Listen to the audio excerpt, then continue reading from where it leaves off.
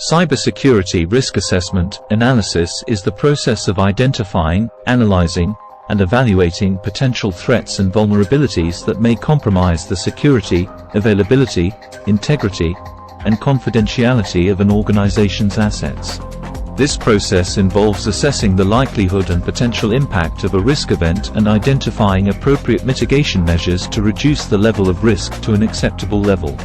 The risk assessment process typically involves the following steps. 1. Identify assets.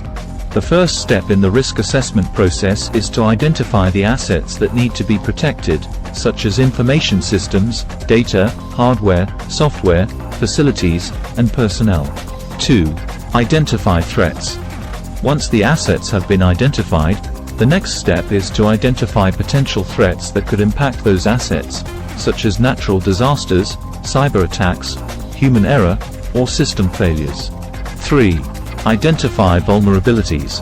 The next step is to identify vulnerabilities that could be exploited by the identified threats. 3. Vulnerabilities could include weak passwords, unpatched software, physical security weaknesses, or social engineering tactics. 4. Analyze the likelihood of a threat occurring.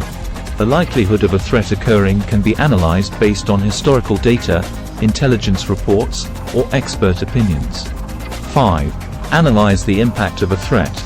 The impact of a threat can be analyzed based on the potential harm to the organization's assets, such as loss of data, disruption of operations, or damage to reputation.